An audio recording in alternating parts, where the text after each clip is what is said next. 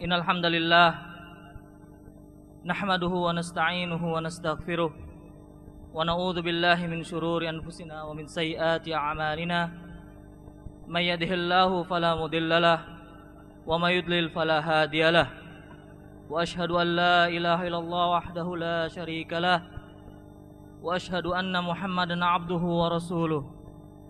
Amma ba'd, fa inna asdaqal hadits kitabullah wa khairal hadi hadi Muhammadin sallallahu alaihi wasallam wa syarrul umuri muhdatsatuha wa kullu muhdatsatin bid'ah wa kullu bid'atin dhalalah wa kullu dhalalatin finnar. Ayohal ikhwah, bapak-bapak, ibu-ibu kaum muslimin rahimakumullah. Pertama, kita ucapkan puji syukur kepada Allah Subhanahu wa taala yang telah memberikan karunia nikmat kepada kita semua sehingga kita dapat menghadiri majelis ilmu ini. Kemudian yang kedua, kami juga mengucapkan terima kasih yang sebesar-besarnya kepada pengurus Masjid At-Tin yang juga telah membantu kami sehingga terlaksana acara takbir akbar pada pagi hari ini. Kemudian juga kami mengucapkan syukur dan terima kasih yang sebesar-besarnya kepada ikhwan dan akhwat yang telah membantu juga terlaksananya tabligh akbar pada pagi hari ini. Bapak-bapak, ibu-ibu kaum muslimin rahimakumullah. Pada pagi hari ini kita akan mengadakan satu kajian ilmiah tabligh akbar yang membahas tentang kewajiban menuntut ilmu syar'i, yang mana dengan menuntut ilmu syar'i ini adalah kewajiban bagi setiap muslim dan muslimah sebagai wasilah agar kita mendapat kebahagiaan hidup di dunia dan juga di akhirat. Yang membahas pada pagi hari ini yaitu guru kami Al-Ustadz Al-Fadil Abdul Hakim bin Amir Abdad hafizahullah ta'ala anhu. Beliau seorang da'i dari Islam, min du'atil Islam, yang berjuang untuk berdakwah di jalan Allah Subhanahu wa taala.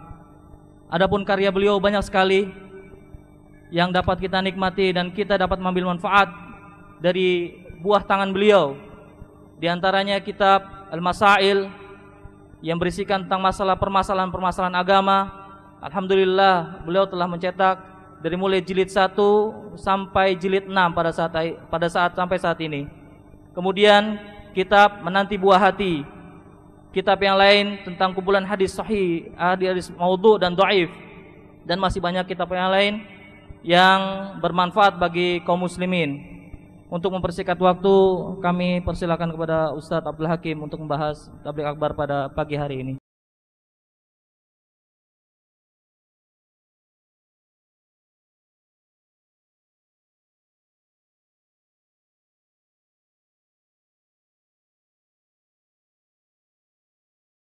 Innal hamdalillah nahmaduhu wa nasta'inuhu wa nastaghfiruh wa na'udzu billahi min shururi anfusina wa min sayyiati a'malina. May yahdihillahu fala mudilla lahu wa may yudlil fala hadiya lahu. Wa ashhadu an la ilaha illallah wahdahu la sharika lahu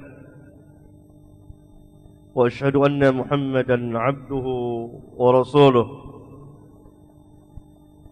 يا أيها الذين آمنوا اتقوا الله حق تقاته ولا تموتن إلا وأنتم مسلمون. يا أيها الناس اتقوا ربكم الذي خلقكم من نفس واحدة وخلق منها زوجها وبث منهما رجالا كثيرا ونساء واتقوا الله الذي تساءلون به والأرحام إن الله كان عليكم رقيبا. يا أيها الذين آمنوا اتقوا الله وقولوا قولا سديدا يصلح لكم أعمالكم ويغفر لكم ذنوبكم ومن يطع الله ورسوله فقد فاز فوزا عظيما. أما بعد، فإن خير الحديث كتاب الله وخير الحج حج محمد صلى الله عليه وسلم وشر الأمور محدثاتها وكل محدثات بدعة وكل بدعة ضلالة وكل ضلالة في النار.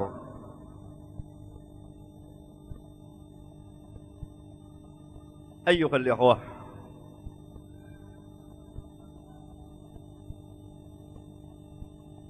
manusia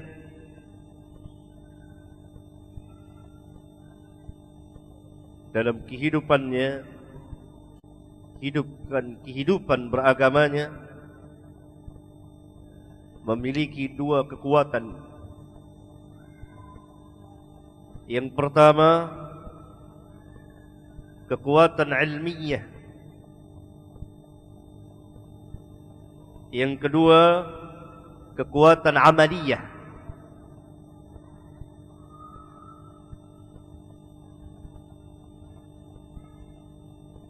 Yang kedua terkait dengan yang pertama,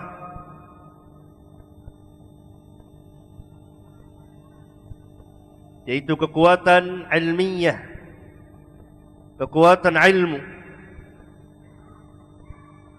Yang dimaksud dengan ilmu tentu mempunyai tujuan, yaitu amal.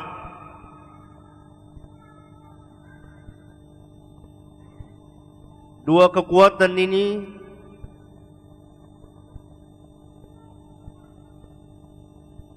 yang wajib secara syar'iyah dimiliki oleh setiap muslim. Kekuatan ilmiah dan kekuatan amaliyah. Ilmu dan amal. Amal adalah buah daripada al-ilmu.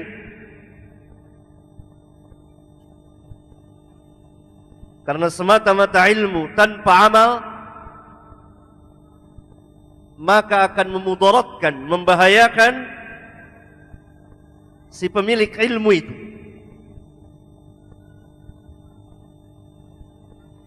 Beramal tanpa ilmu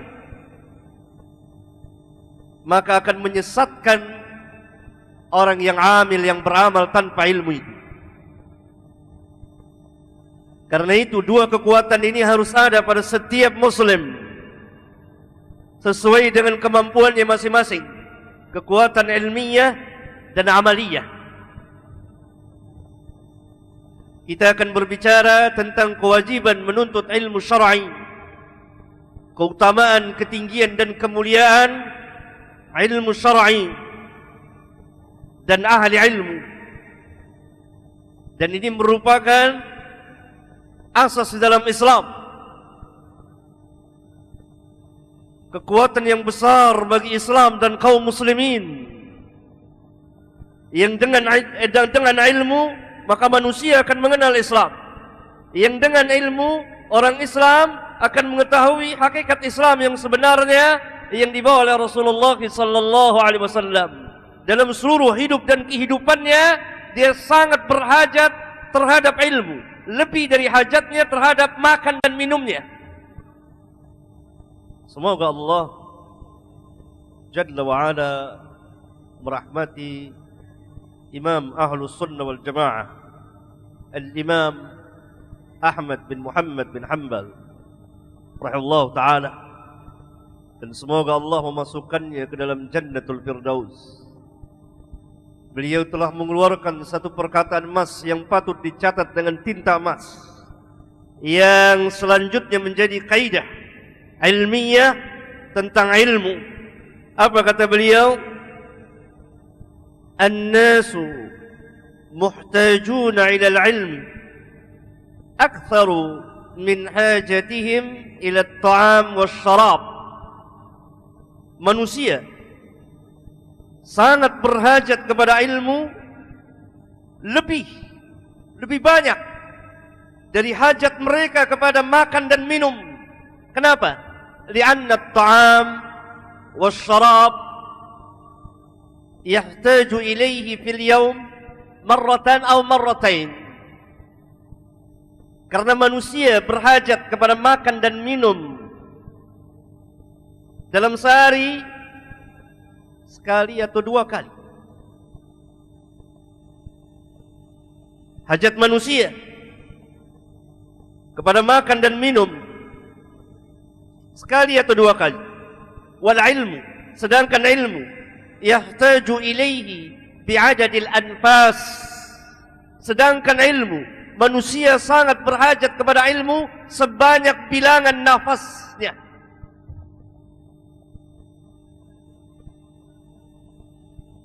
Lihat perkataan yang besar dari imam yang besar,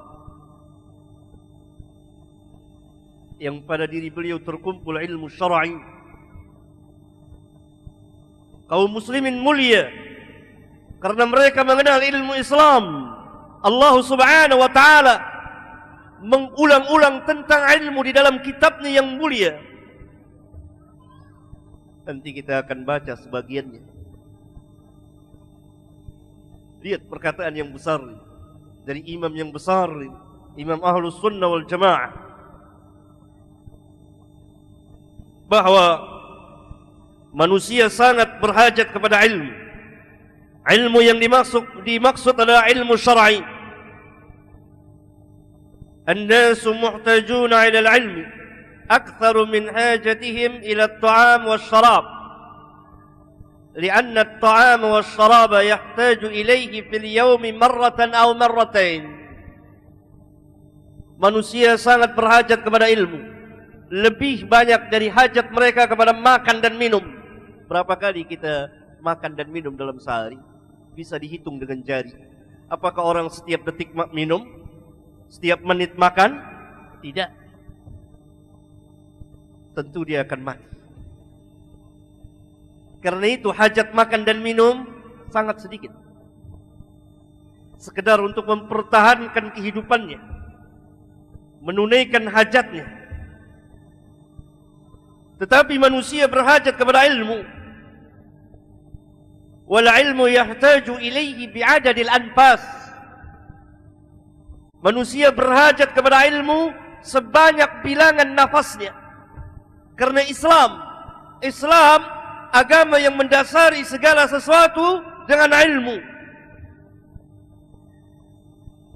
Allah angkat derajat seseorang dengan ilmu. Allah turunkan kitabnya dengan ilmu. Para nabi dan rasul Allah Subhanahu wa taala memerintahkan untuk mendakwakan agamanya dengan ilmu. Dan seterusnya, semuanya dengan ilmu. Tidak ada yang tidak dengan ilmu.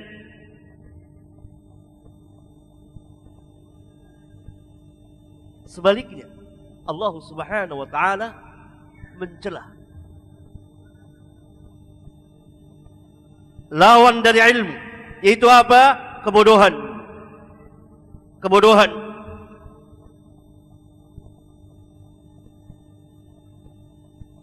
Orang-orang kufar mengakui nanti ketika mereka dimasukkan ke dalam api neraka Jahannam bahwa mereka adalah termasuk orang-orang yang bodoh. Mereka tidak berilmu. Wa qalu law kunna nasma'u aw na'qilu ma kunna fi ashabis sa'ir. Dan mereka berkata, law kunna nasma'u aw na'qilu. Kalau sekiranya kami mendengar dan kami berakal, keduanya adalah alat yang menjadi dasar bagi ilmu.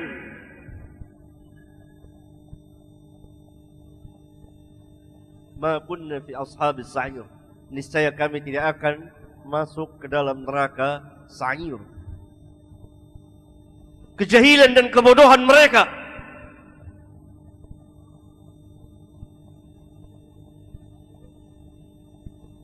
Sebaliknya, Allah Subhanahu wa taala memuliakan ilmu dan ahli ilmu.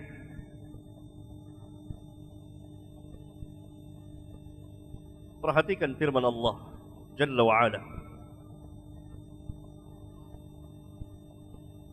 Syahidallahu annahu la ilaha illa huwa wal malaikatu wa ulul ilmi qa'iman bil qista.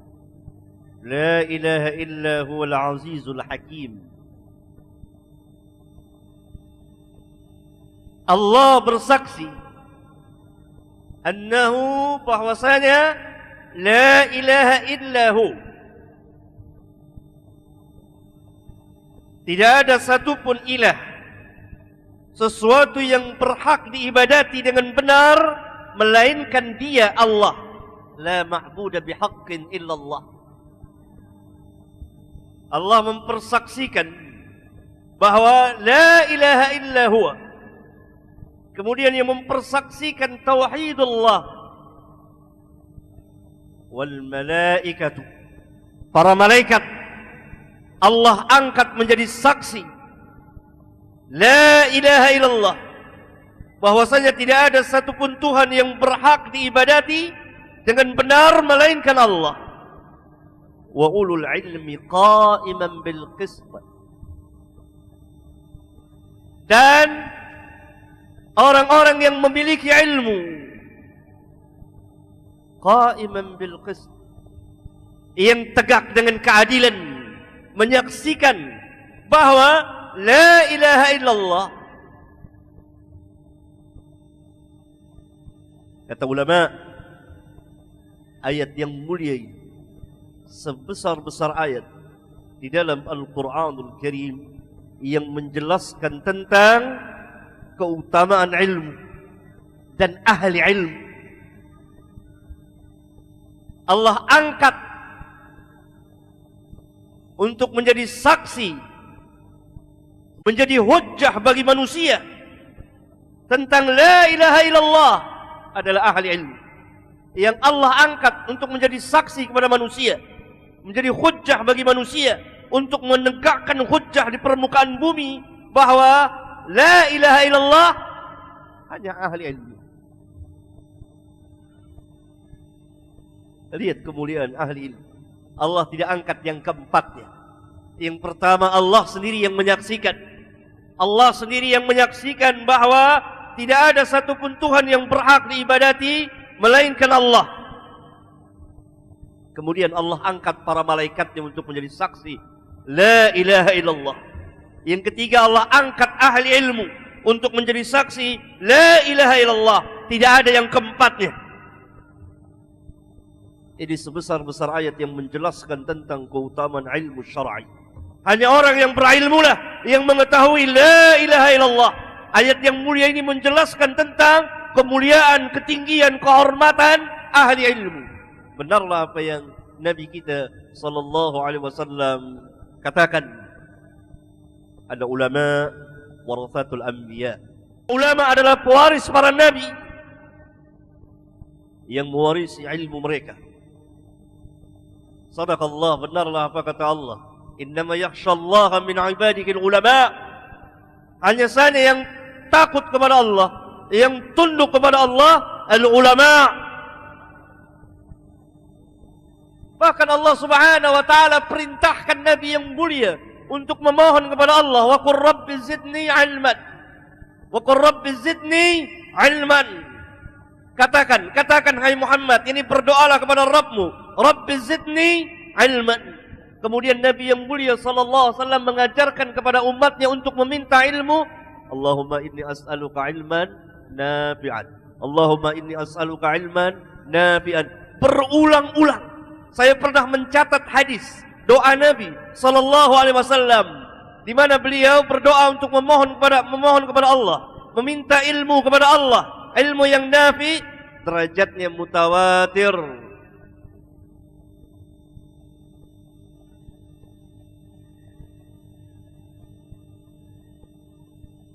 Salah satu kekuatan besar Islam dan kaum muslimin al-ilm, ilmu syar'iyyah. Wajib bagi setiap muslim memiliki ilmu syar'iyyah sesuai dengan apa yang Allah telah tentukan, tetapkan kepada mereka. Kewajiban mengetahui tentang akidah, kewajiban mengetahui tentang iman, kewajiban mengetahui tentang at-tauhid, dan yang menjadi lawan bagi tauhid yaitu asyirik, agar mereka tidak terjerumus kepada kesyirikan. Kewajiban mengetahui apa yang Allah telah wajibkan, fardukan kepada mereka, dan yang menjadi lawannya yaitu kewajiban mengetahui apa yang Allah haramkan kepada mereka, dan seterusnya. Ilmu yang fardu ain, selebihnya adalah ilmu yang fardu kifayah. Ilmu yang fardu ain pertama tentang al-aqidah, mengetahui tentang al-iman, tentang tauhid. Tanpa ilmu kita tidak mengetahui apa yang dimaksud la ilaha illallah. Karena itu Allah Subhanahu wa taala angkat wa ulul ilmi qa'iman bil qist. Dan yang menyaksikan la ilaha illallah orang-orang yang berilmu.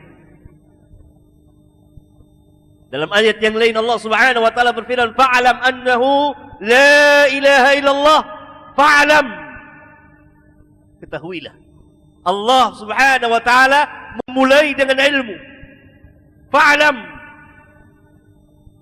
ilmu terlebih dahulu. Berdasarkan ayat yang mulia ini, para ulama membuat kaidah bersama ayat-ayat yang lain dan hadis-hadis Rasulullah SAW. Al-ilmu qabla al-qaul wal amal. Ilmu terlebih dahulu sebelum berbicara, sebelum berbuat. Kerusakan yang terjadi di antara kita, di tengah-tengah kita, karena kita tidak berilmu. Kita beramal tanpa ilmu, dan kita tidak mengenal al-Islam. Kita tidak berpayah-payah dalam menuntut ilmu. Ilmu tidak tersebar di kalangan kita, pada diri, keluarga, dan masyarakat, kecuali sedikit daripada yang paling sedikit. Akibatnya apa? Memungkinkan kebodohan akan merata di tengah-tengah kita. Kebodohan terhadap din, terhadap agama Allah. Ada ilmu syar'i yang akan memberikan kebahagiaan kepada kita dunia dan akhirat. Bahkan Allah Subhanahu wa taala lapangkan jalan menuju jannah, surga bagi orang-orang yang menuntut ilmu. Man salaka tariqan yaltamisu fihi ilman, sahalallahu lahu tariqan ilal jannah. Sebuah hadis sahih yang dikeluarkan oleh Imam Muslim. Barang siapa yang menuju satu tempat, satu jalan, dia berjalan, berusaha untuk menuntut ilmu, sahalallahu lahu tariqan ilal jannah. Allah mudahkan jalan baginya menuju surga. Sahalallahu lahu tariqan ilal jannah. Allah akan lapangkan, mudahkan jalan baginya menuju surga. Karena apa? Rahmat Allah luas kepada para penuntut ilmu. Bahkan para malaikat mengembangkan sayap mereka, redha kepada para penuntut ilmu itu. Para ulama menafsirkan bahwa mereka berdoa kepada Allah mengembangkan sayap mereka itu. Kalau kita berdoa kepada Allah dengan tangan-tangan, kedua telapak tangan kita, para malaikat mengembangkan sayapnya, menaungi para penuntut ilmu itu. Karena apa? Karena redha terhadap apa yang ia tuntut, apa yang ia cari, apa yang ia sedang usahakan. Turun rahmat Allah, turun sakinah, dan diliputi oleh rahmat, dikelilingi oleh malaikat orang-orang yang duduk di majlis dalam menuntut ilmu. Sebagaimana Rasulullah SAW pernah bersabda dalam sebuah hadis sahih yang dikeluarkan oleh Imam Muslim, majtama'a qaumun fi baitin min buyutillah yatluna kitab Allah wa yatadarasunahu bainahum illa nazalat alaihimus sakinah wa ghashiyatuhumur rahmah wa haffathumul malaikah wa dzakarahumullahu fi man 'indah. Tidak berkumpul satu kaum di satu rumah dari rumah-rumah Allah, itu masjid, melainkan turun kepada mereka as-sakinah, ketentraman, ketenangan, zahiran wa batinan, lahir dan batin. Di mana pada zaman kita hidup sekarang ini manusia selalu mencari ketenangan dan ketentraman batin, walaupun hanya sedetik, dan mereka ingin mengorbankan hartanya berapa saja untuk memperoleh as-sakinah. Sakinah akan turun, ketentraman akan turun. Di antaranya ketika kita berkumpul di majelis ilmu, apalagi di rumah Allah, di masjid. Wa ghasyiyatuhumur rahmah, dan mereka diliputi oleh rahmat. Wa haffathumul malaikah, dan mereka dikelilingi oleh para malaikat. Wa dzakarallahu fi man 'indah, dan Allah sebut mereka di hadapan makhluk yang ada di hadapannya, di sisi makhluk yang ada di hadapannya. Allah banggakan mereka, Allah sebut nama mereka. Cukuplah hadis yang mulia ini menjelaskan tentang kebesaran ilmu, ahli ilmu, dan para pelajar.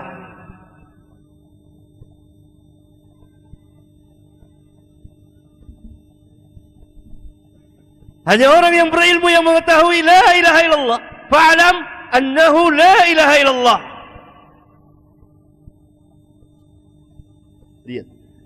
Lihat, Allah memulai dengan ilmu.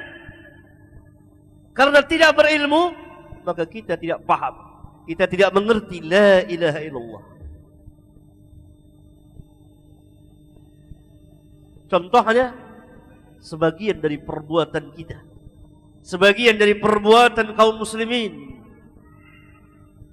bertentangan dengan la ilaha illallah, menodai la ilaha illallah, merusak akidah mereka tentang tauhid. Mereka melakukan berbagai macam bentuk kesyirikan, dari yang kecil sampai yang besar. Karena apa? Karena kebodohan. Karena mereka tidak memiliki ilmu. Ilmu sangat dimuliakan di dalam al-Islam. Bahkan Allah Subhanahu wa taala tidak menyamakan antara orang yang berilmu dengan orang yang tidak berilmu. Allah Subhanahu wa taala berfirman, "Qul hal yastawi alladhina ya'lamuna wal ladhina la ya'lamun? Qul hal yastawi alladhina Qul hal yastawi alladhina ya'lamuna wal ladhina la ya'lamun?" Qul, katakan, hal yastawi alladhina ya'lamuna wal ladhina la ya'lamun? Samakah orang yang tahu dengan orang yang tidak tahu? Samakah orang yang berilmu dengan orang yang tidak berilmu? Diperintah kita untuk mentadabburkan Al-Quran. Afal yatadabbaruna Al-Quran am ala qulubin aqfaluha? Tidakkah mereka mau mentadabburkan Al-Quran? Ataukah hati mereka telah terkunci, telah tergembok? Sama tidak orang yang berilmu dengan orang yang tidak berilmu? Tentu orang yang berakal, dengan akal yang bersih, dengan akal yang sehat, akan menjawab tidak sama orang yang tahu dengan orang yang tidak tahu. Ayat yang mulia ini menjelaskan tentang keutamaan, kemuliaan ilmu dan ahli ilmu.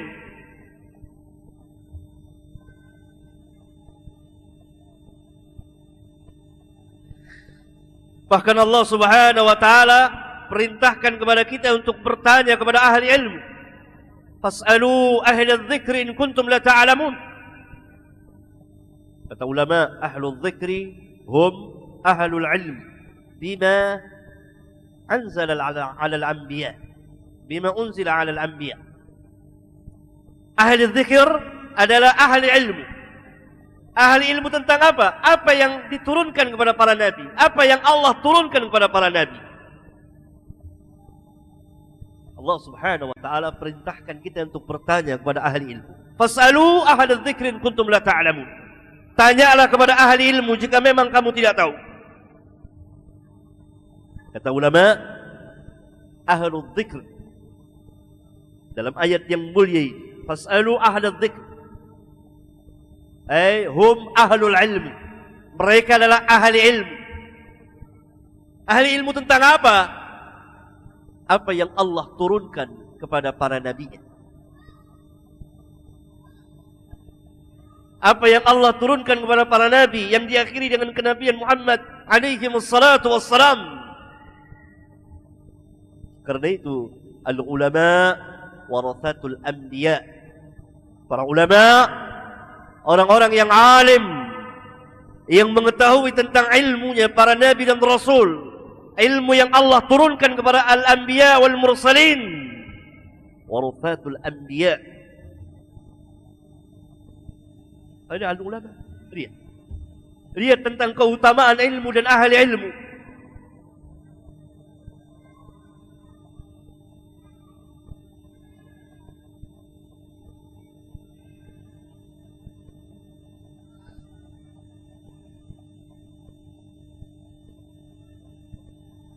Ayuhal ikhwah, kalau kita membaca ayat-ayat Al-Quran, sering kita temukan ayat-ayat yang berbunyi seperti ini. Walakinna aktsarahum yajhalun. Akan tetapi kebanyakan mereka jahil, bodoh. Akan tetapi kebanyakan mereka la ya'lamun, tidak tahu. Ya? Am tahsabu anna aktsarahum yasma'una aw ya'qilun inhum illa kal an'am bal hum adallu sabila. Apakah engkau mengira bahwa kebanyakan dari mereka mendengar dan berakal? Mereka tidak lain melainkan seperti binatang ternak. Bal hum adallu sabila. Allah Subhanahu wa taala tidak mencukupkan mengatakan mereka juhal, bodoh. Bahkan lebih sesat daripada binatang ternak jalannya. Sering dalam Al-Quran mengatakan mereka itu bodoh, mereka itu tidak tahu, mereka itu tidak berakal. Ini celaan kepada kebodohan, bahwa kebodohan sangat tercela di sisi Rabbul Alamin. Bahkan orang-orang kafirin dikatakan oleh Allah bodoh. Apakah engkau mengira bahwa kebanyakan mereka itu mendengar dan berakal? Mereka tidak mendengar, tidak berakal, tidak mengerti, yakni bodoh. Pertama. Yang kedua, Allah katakan mereka kal an'am, seperti binatang ternak. Tidak cukup sampai di situ, ada yang ketiga, bahkan lebih sesat lagi dari binatang ternak.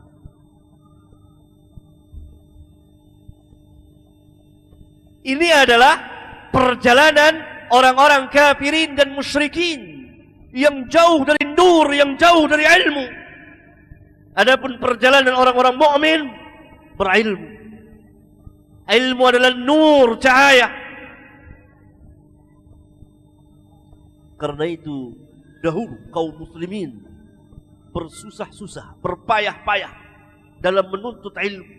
Sampai di antara mereka ada yang tidak makan sehari, 2 hari, 3 hari untuk mengejar ilmu. Kadang-kadang mereka mencari sebuah hadis, mengadakan perjalanan berbulan-bulan.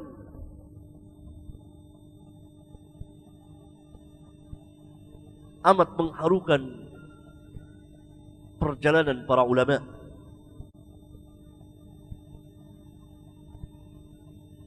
Yang merupakan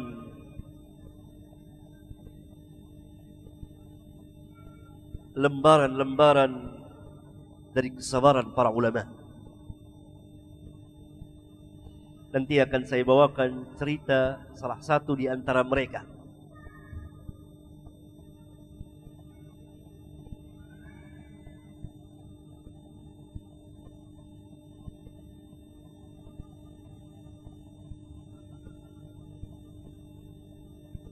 Ayuhal ikhwah, banyak sekali Allah Subhanahu wa taala berbicara tentang ilmu syar'i, ilmu dalam Al-Quran, kemuliaan dan ketinggian. Allah tinggikan yang berilmu. Ketika Allah Subhanahu wa taala akan menunjukkan kepada para malaikat tentang kemuliaan Adam, apakah Allah tunjukkan fisiknya yang tingginya 60 hasta, yang Allah ciptakan langsung dengan kedua tangannya, yang demikian bagusnya jisimnya? Apakah dengan jisimnya Allah tunjukkan kemuliaan Adam kepada para malaikat? Tidak. Dengan apa? Dengan apa? Dengan ilmu. Allah perlihatkan, Allah tunjukkan kepada para malaikat kemuliaan dan ketinggian Adam bapak kita manusia. Yang pertama, dengan ilmunya, bukan dengan jisimnya. Padahal jisimnya langsung diciptakan oleh Allah dengan kedua tangannya yang mulia.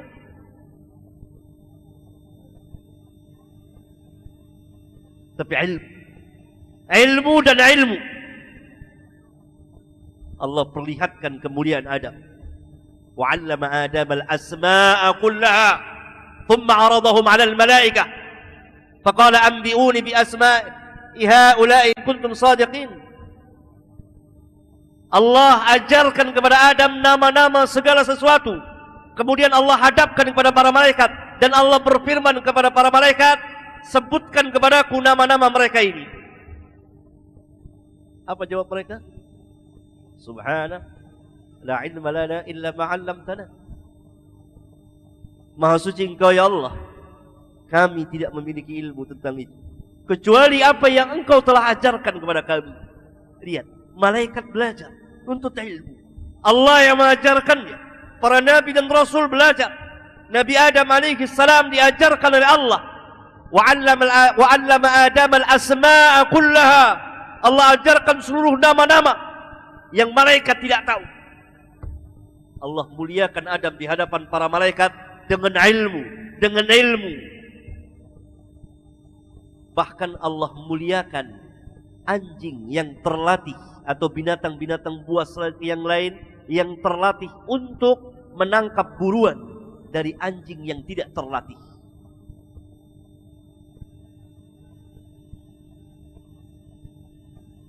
Kadang-kadang zaman dahulu dan zaman sekarang orang berburu dengan anjing. Tentu anjing itu sudah diajarin, dididik, terlatih untuk berburu. Karena ketika akan dilepaskannya dibaca Bismillah, lepaskan. Maka dia nangkap binatang buruan itu untuk tuannya, bukan untuk dia. Allah muliakan anjing yang terlatih ini. Perhatikan firman Allah Subhanahu wa taala. Yas'alunaka madza uhilla lahum qul uhilla lakum at-tayyibat wa ma 'allamtum min al-jawarihi mukallibin tu'allimunahunna mimma 'allamakum Allah faqulu mimma amsakna 'alaykum wadhkuru ismallaha 'alayhi wattaqullaha innallaha sari'ul hisab. Mereka bertanya kepadamu apa yang telah dihalalkan untuk mereka. Katakan, telah dihalalkan untuk kamu makanan yang baik-baik. Dan apa yang kamu telah ajarkan, wa ma'allamtum minal jawarih mukallibin. Al-jawari mukallibin adalah binatang-binatang yang terlatih, yang terdidik, yang telah diajarkan untuk berburu binatang.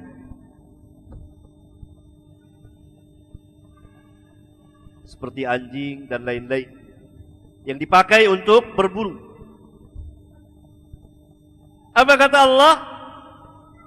Wa ma 'allamtum minal jawari mukallibin tu'allimunahunna mimma 'alaykum mimma 'allamakumullahu. Yang kamu ajarkan kepada mereka, tu'allimunahunna, kamu ajarkan kepada mereka itu, pada binatang buruan itu, pada binatang yang untuk berburu itu, seperti anjing dan lain-lain. Kamu ajarkan apa yang telah Allah ajarkan kepada kamu.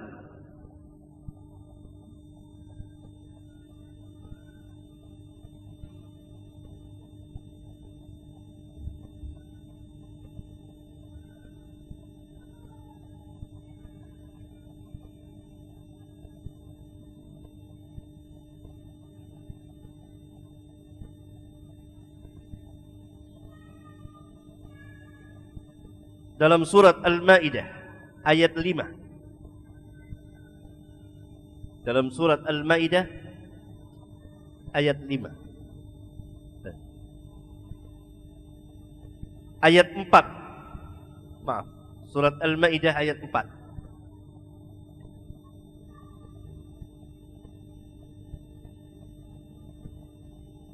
Yas'alunaka madza uhilla lahum qul uhilla lakumut thayyibat. Mereka bertanya kepadamu apa yang telah dihalalkan untuk mereka. Makanan apa yang telah dihalalkan untuk mereka? Qul, katakan, uhilla lakumut thayyibat, telah dihalalkan bagi kamu makanan yang baik-baik. Wa ma 'allamtum minal jawarihil mukallibin, dan apa yang kamu telah ajarkan, telah didik, kamu telah beri pelajaran kepada hewan-hewan yang dipakai untuk berburu. Ada yang menerjemahkan dari binatang-binatang buas yang kamu ajarkan. Minal jawarihil mukallibin, setiap binatang yang dapat dipergunakan untuk berburu binatang yang lain, yang telah kita ajarkan. Kata Allah, tu'allimunahunna, yang kamu ajarkan mereka itu. Binatang-binatang itu kamu telah latih, kamu telah didik. Berarti binatang itu mengerti, tahu, berilmu. Cara menangkap buruan, dan buruan itu dia tangkap bukan untuk dia makan, tapi dia kasih kepada tuannya. Binatang yang seperti inilah boleh kita pergunakan untuk berburu. Adapun binatang yang tidak terlatih, boleh apa tidak? Tidak boleh. Lihat perbedaan antara binatang yang mengerti dan binatang yang tidak mengerti. Antara binatang yang berilmu dan binatang yang tidak berilmu. Binatang yang berilmu, kalau kita didik untuk berburu, dan dia berburu untuk kita, apa yang dia tangkap, halal dagingnya untuk kita. Tapi binatang yang bodoh, yang belum terlatih, tidak halal dagingnya. Cukuplah ayat yang mulia ini menjelaskan tentang keutamaan dan ketinggian ilmu.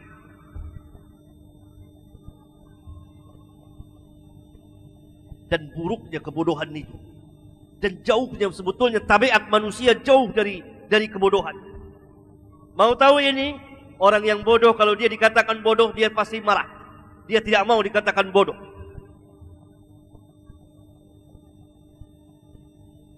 Lihat, ini hewan, binatang.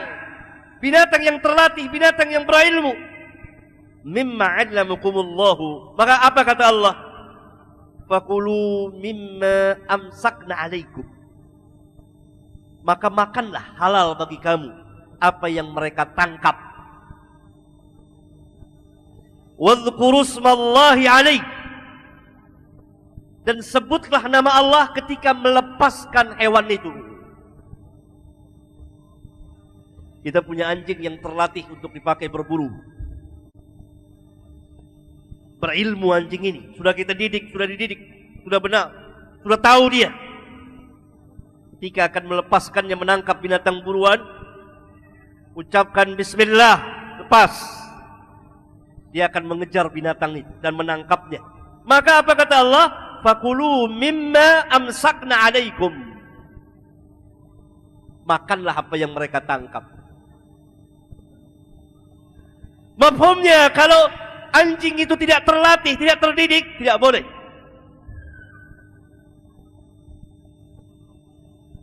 Atau di sana ada anjing-anjing lain selain daripada anjing kita yang kita didik, maka tidak boleh dimakan binatang buruan itu.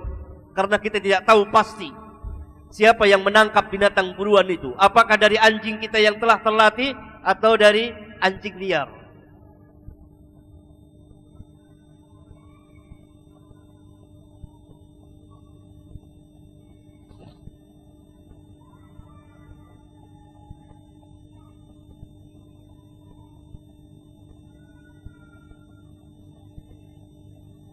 Ayuhal ikhwah,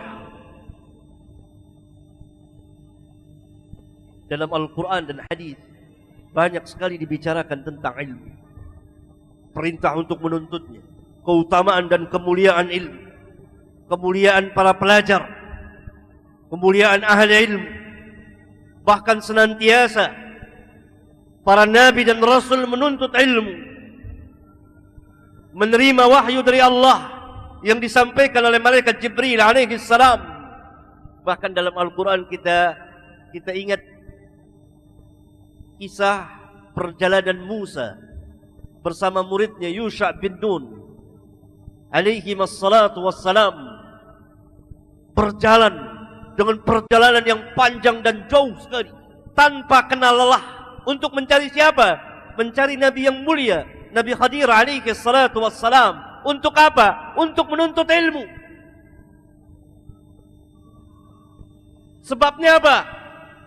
Dalam hadis riwayat Imam Al-Bukhari, Nabi yang mulia Musa alaihi salatu wassalam ketika berkhutbah ditanya oleh Bani Israel, adakah orang yang lebih alim darimu? Tidak ada. Maka Allah subhanahu wa ta'ala memberikan pelajaran kepada Nabi dan Rasulnya yang mulia alaihi salatu wassalam. Ada seorang hamba dari hamba-hambaku, diterangkan oleh Allah di sini tempatnya, yang dia memiliki ilmu yang engkau tidak memilikinya.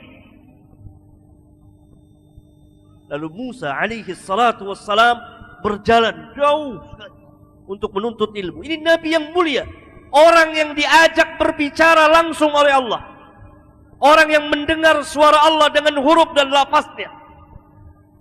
Ya Musa, innani ana Allah. Allah berbicara langsung pada Musa. Kalimullah.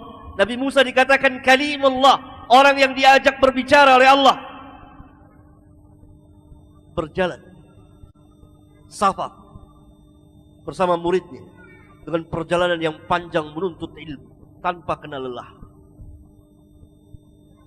Kisahnya dapat kita baca di dalam Al-Quran dan di hadis-hadis Rasulullah sallallahu alaihi wasallam. Ini sunnahnya al-anbiya wal mursalin. Bahkan Nabi kita yang mulia sallallahu alaihi wasallam, kalau tidak berilmu, dia tidak memperoleh ilmu, dia tidak berbicara. Ingat cerita Bani Israel yang bertanya kepada Rasulullah sallallahu alaihi wasallam, "Marruh, apa itu ruh?" Nabi tidak menjawab karena tidak tahu. Turun ayat, "Yas'alunaka 'anir ruh, qulir ruhu min amri rabbi, wa ma utitu minal ilmi illa qalila." Mereka bertanya kepadamu tentang ruh, katakan ruh adalah urusan Rabbku, dan kamu tidak diberi ilmu kecuali sedikit sekali.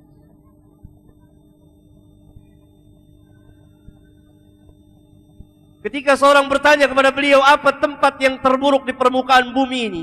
Beliau mengatakan, la adri, saya tidak tahu. Hatta as'ala Mikail, hatta as'ala Jibril. Nanti saya akan tanya kepada Jibril. Beliau bertanya kepada Jibril, Jibril menjawab dengan jawaban yang sama. La adri, saya tidak tahu. Hatta as'ala Mikail. Nanti saya akan tanyakan kepada Mikail. Mikail tahu mendapat wahyu dari Allah. Kemudian sampai kepada beliau, dan beliau menjawab, tempat yang terbaik di permukaan bumi adalah masjid, dan tempat yang terburuk di permukaan bumi adalah pasar. Semuanya dengan ilmu. Semuanya dengan ilmu. Ini merupakan kekuatan besar Islam. Karena itu kaum muslimin dari dahulu itu menuntut ilmu, mengejar ilmu itu tanpa kenal lelah. Dari mulai tumbuh kuku jari mereka, anak-anak mereka belajar Al-Quran, belajar menghafal Al-Quran, membaca hadis, menghafal hadis, dan seterusnya, ilmu dan ilmu. Karena itulah perjalanan para nabi dan rasul. Nabi Musa ulul azmi, salah seorang dari nabi besar yang 5 orang itu. Nuh, Ibrahim, Musa, Isa, dan Muhammad alaihi wassalatu wassalam berjalan menuntut ilmu. Padahal Nabi Musa lebih besar dari Nabi Khadir. Nabi Musa derajatnya lebih tinggi dari Nabi Khadir alaihi wassalatu wassalam. Dan begitulah perjalanan para ulama, para sahabat ridwanullah alaihim jami'an.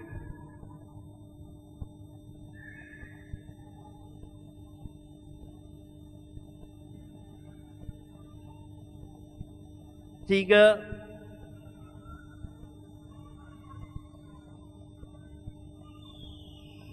banyak sekali cerita-cerita perjalanan kaum muslimin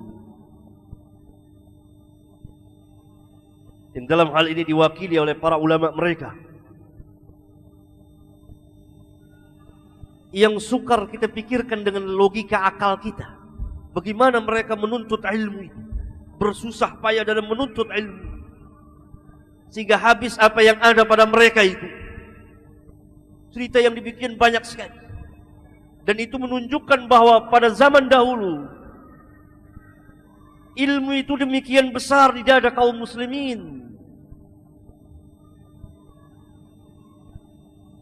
sehingga masyarakat mereka berilmu.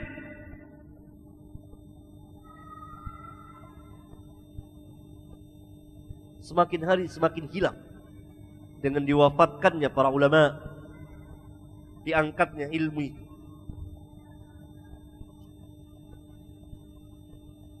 Saya ingin bercerita. Salah seorang ulama yang barangkali jadi ibrah bagi kita akan kebesaran dan kemuliaan ilmu. Dan seseorang itu harus berpayah-payah, capek, lelah dalam menuntut ilmu, karena kemuliaannya demikian tingginya. Karena ilmu merupakan kekuatan yang harus dia miliki. Setelah ilmu tentu dia akan memiliki kekuatan amaliyah.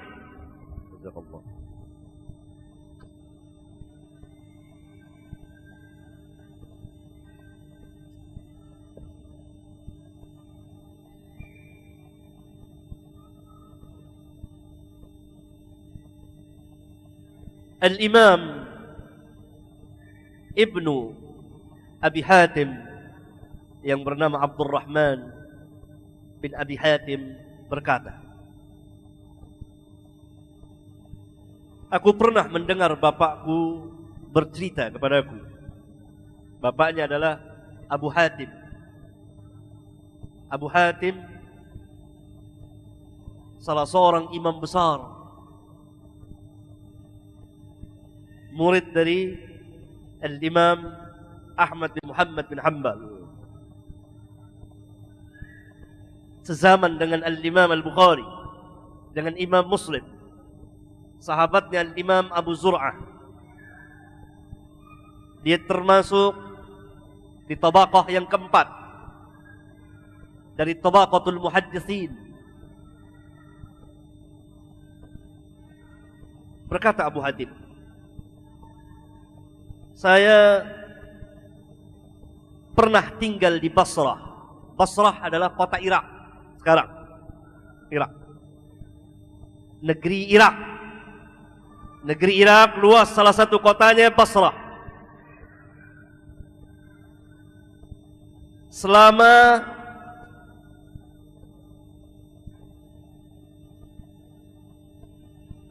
delapan bulan terjadi pada tahun 214 Hijriyah. Abu Hatim mengatakan pada tahun 214 Hijriyah saya menetap di Basrah selama 8 bulan. Keinginan saya sebenarnya saya ingin tinggal di Basrah selama 1 tahun. Tetapi nafkah saya, bekal saya habis. Lihat para ulama, untuk ilmu dia bawa bekal, ada nafkahnya. Dia berangkat dari Khurasan,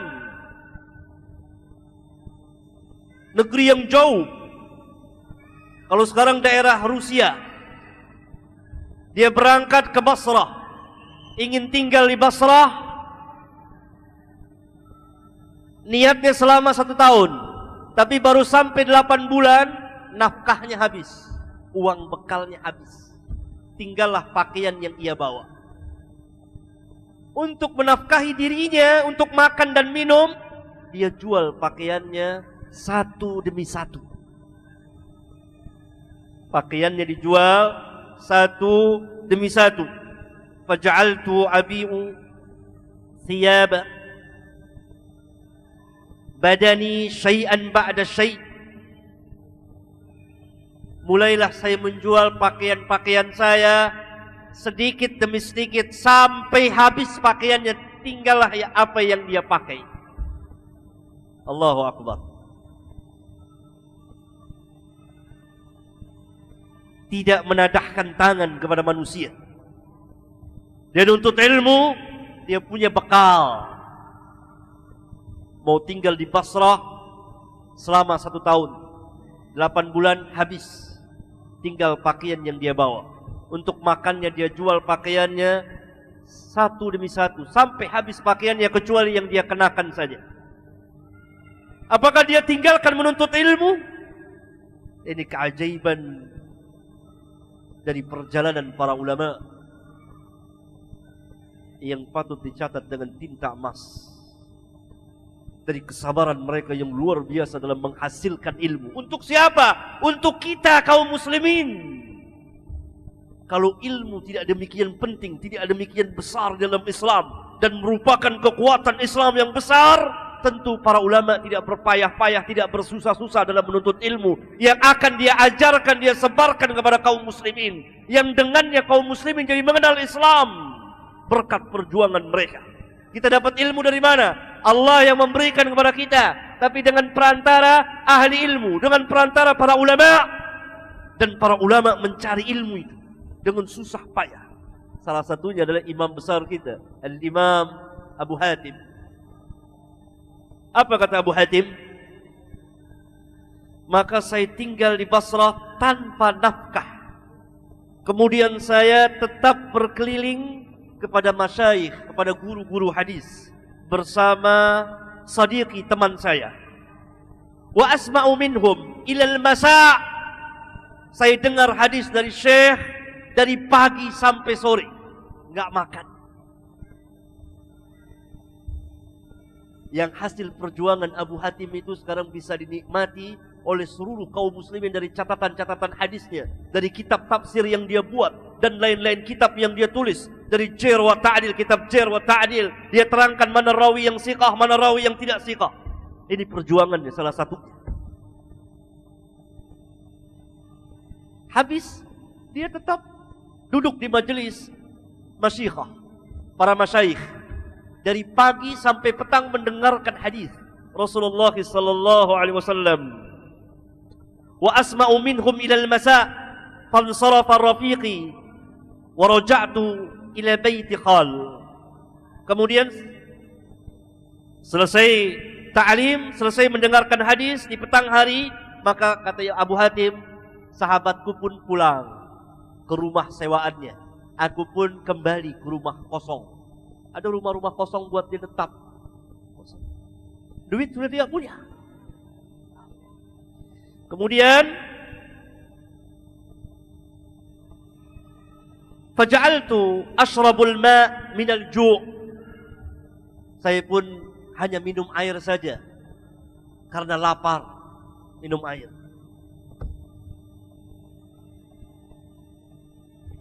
Thumma asbahtu minal ghadi wa qad alayya rafiqi. Kemudian pagi-pagi saya bangun, dan pada pagi itu pun sahabatku telah menjemputku untuk berkeliling lagi kepada masyayikh untuk mendengarkan hadis. Faja'altu atufu ma'ahu fi sima'il hadis.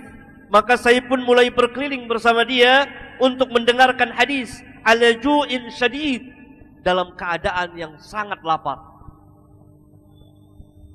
Allahu Akbar. Semoga Allah merahmati Al-Imam Abu Hatim dan memasukkannya ke Jannatul Firdaus. Dia berkeliling kepada masyayikh untuk apa? Sima'ul hadis. Mendengarkan hadis ala ju'in syadid, dalam keadaan sangat laparnya.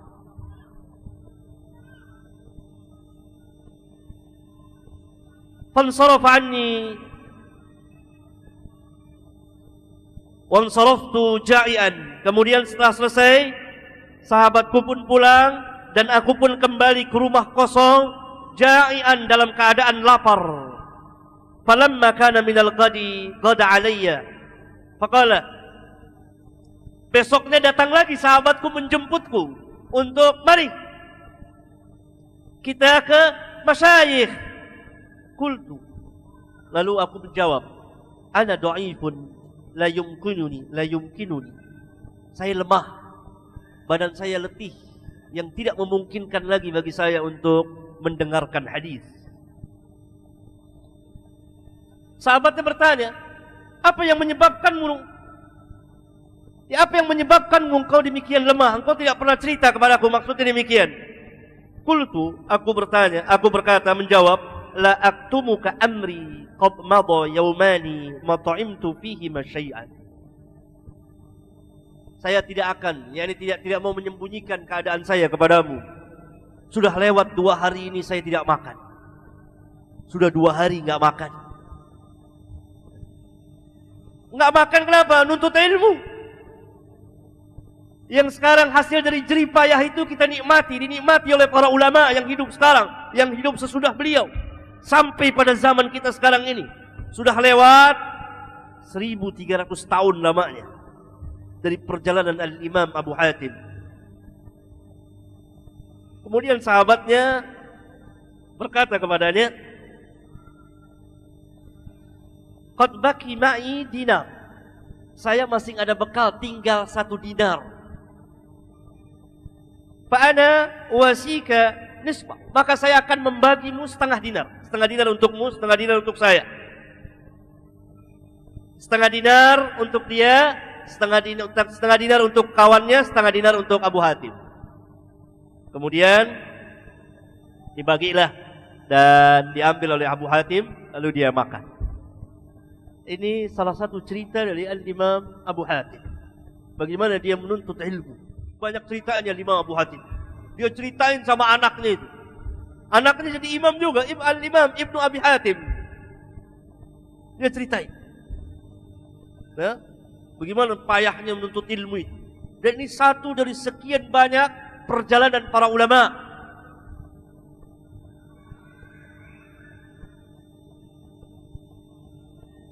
Berkata Imam Ibnu Abi Hatim,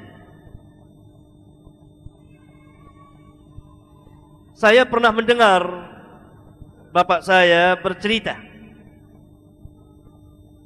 Al-Imam Abu Hatim cerita lagi sama anaknya. Kami keluar dari kota, ya, dari kota tempat tinggal Al-Imam Dawud Al-Jufri. Habis menuntut ilmu, cari hadis. Kami berlayar mengarungi lautan bertiga, kata Abu Hatim. Wa kunna thalathatu anfus. Yang pertama beliau sendiri, yang kedua Abu Zuhair Al-Marwazi Syekhun, yang kedua adalah Abu Zuhair Al-Marwazi atau Al-Marwazi Syekhun, seorang syekh. Wa akhar, dan yang lain Naisaburi, orang Naisabur. Orang Naisabur, satu kota dengan Al-Imam Muslim. Faraqibna al-bahra, kemudian kami berlayar di lautan lepas. Wa kanatir rihu fi wujuhina, sedangkan angin itu berada di depan kita, sehingga mereka terapung-apung di lautan selama 3 ashhur, 3 bulan lamanya. Terapung-apung di lautan lepas 3 bulan.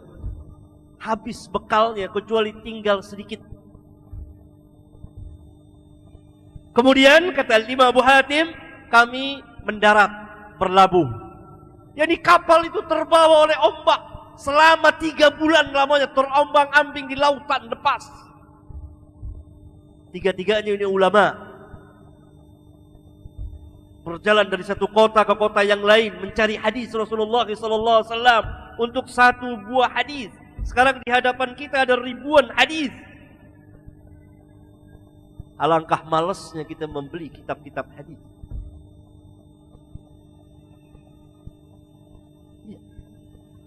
Al-Imam Abu Hatim mengarungi lautan sehingga mereka tersesat di lautan itu.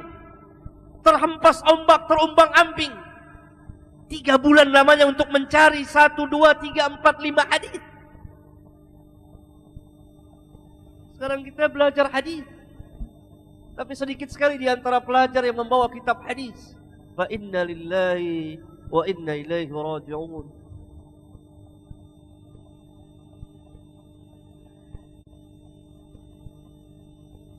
Hadislah ada di hadapan kita, tinggal kita beli di toko. Seringkali saya tanya pelajar bawa kitab, nggak bawa.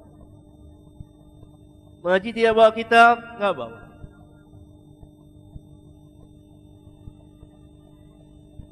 Nggak punya uang.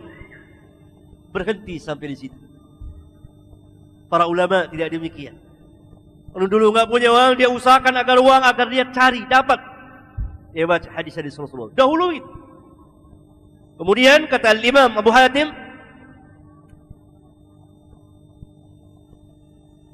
wadaqat suduruna. Selama 3 bulan itu di lautan, sempit dada-dada kami. Bisa jadi kurus, jadi melekat perutnya. Karena makanan dan minuman pun sangat terbatas. Kemudian berlabuh sampai ke dataran, ke darat, di tepi pantai.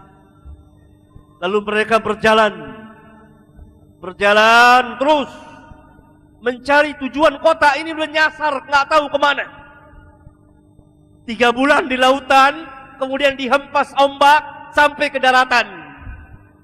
Turun tiga-tiganya. Nggak tahu nih arah kemana. Dulu belum ada kompas. Mereka bisa mengenal dari matahari dan bintang arah kemana ini. Tentu mereka menelusuri tepi pantai. Habis bekal. Habis, sama sekali habis. Fakharajna ila al-barri faj'alna namshi ayyaman 'ala al-barri hatta fana ma kana ma'ana min az-zat wal ma'. Lalu kami turun ke daratan dan kami mulai berjalan berhari-hari sampai punah, sampai habis bekal yang ada pada kami, makanan dan minuman habis. Lalu kami tetap berjalan yauman wa lailatan lam ya'kul ahadun minna syai'an wala syarabna.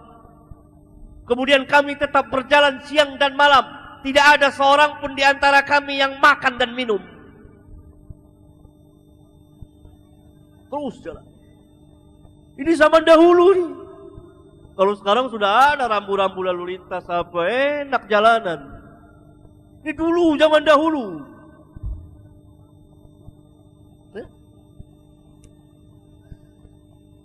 Wal yawmul tsani kamithli wal yawmul tsalits kullu yawmin namshi ila al-lail. Hari yang kedua seperti hari yang pertama, hari yang ketiga seperti hari yang kedua, dan begitulah setiap hari kami berjalan sampai malam. Fa idza jaa al-masa shallaina wa alqaina bi anfusina haitsu kunna.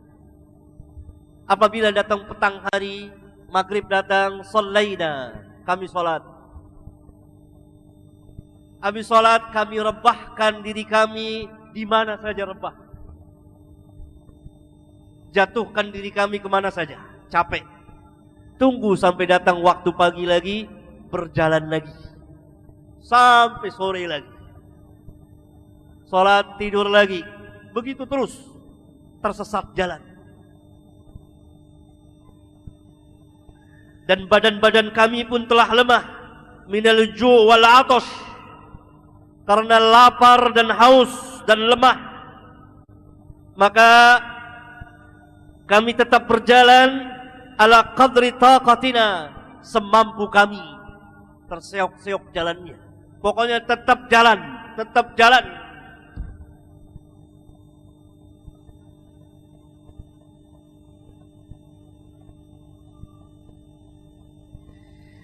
Fasaqata Syekh maghsyian. Lalu Syekh, yakni Abu Zuhair Al-Marwazi, jatuh tersungkur, pingsan. Sudah enggak tahan lagi, pingsan. Yang syekhnya ini. Ya. Faji'na nuharrikuhu wa huwa la ya'qilu. Lalu kami datang, kami goyang-goyangin. Suruh sadar. Dia tidak bergerak, tidak sadar lagi. Fataraknahu. Lalu kami tinggalkan dia. Dan kami pun tetap berjalan. Lihat fikihnya para ulama. Lihat fikihnya, kealiman, kecerdikan para ulama. Kalau dia tetap di situ dua-duanya, maka tiga-tiganya akan binasa. Maka ditinggalkan yang satu, dua tetap berjalan. Kemudian di tengah perjalanan, sekarang Abu Hatim tersungkur jatuh. Jatuh. Digoyang-goyangin lagi sahabatnya, nggak bisa. Lalu sahabatnya meninggalkan Abu Hatim. Jadi pertama syekhnya jatuh, suruh bangun, nggak bangun, jalan, tetap jalan, tinggalkan di situ. Kalau tiga-tiganya tetap di situ, maka mereka akan binasa. Bagaimana mencari pertolongan?